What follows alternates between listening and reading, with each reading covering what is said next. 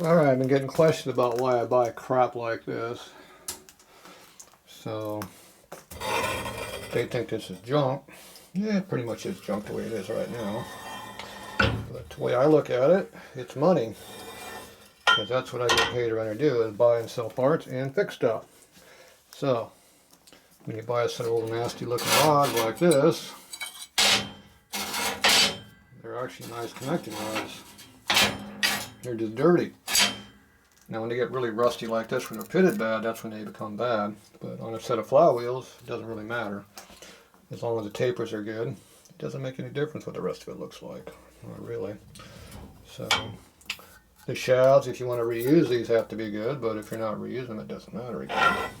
So basically, when you buy a junk piece of crap like this, you're buying two flywheel halves, a set of connecting rods, which basically is like this when you pull them out.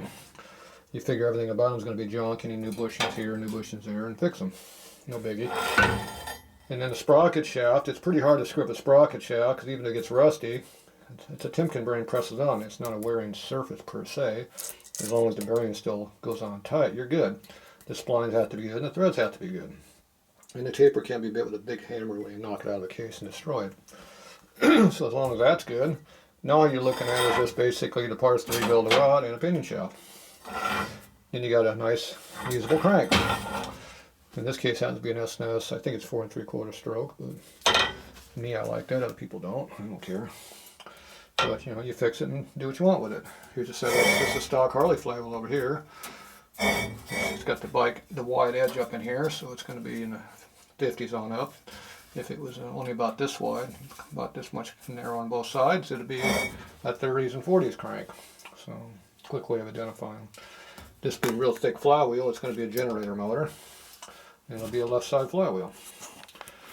And it's just a matter of whether it's a Timken bearing one, or it's going to be a roller bearing one. And not being late, it's going to be a Timken. So when you flip it around, you look at the numbers over here, and it tells you what it fits. And if you can see it right there, it says 60 on it.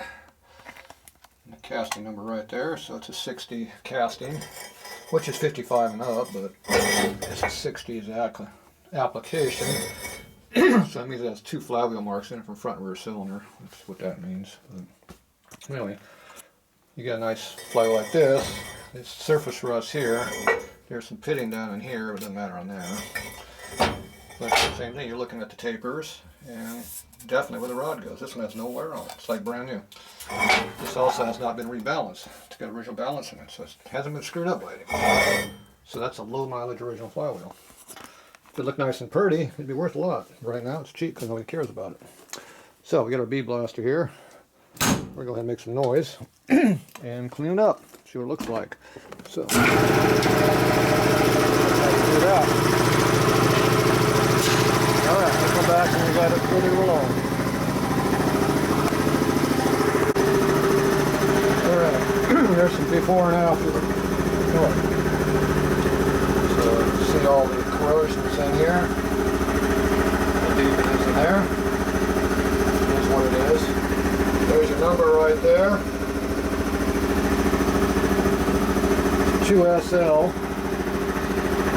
I forget what 2 on the stroke count is. I'll go look it up.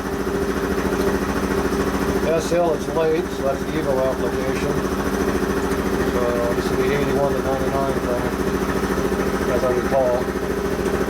And it's a large diameter flywheel. There's no X after it. So that means it's for an 88-inch application or an 86 on the stroke. So that should be after, and here's what your before look like. So, see how it changes quite a bit. Change blasted and not blasted. If you look at this, you think it's good. Even the bearing itself will use it. Oh, there's some rust. Cover some rust on it.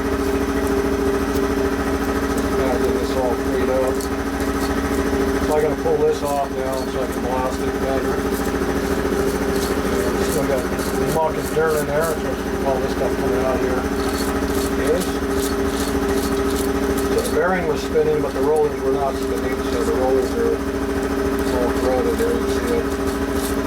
So they need to be worked on some more.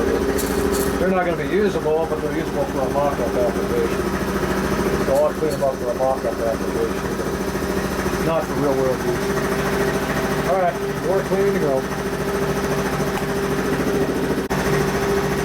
Alright, they are blasted.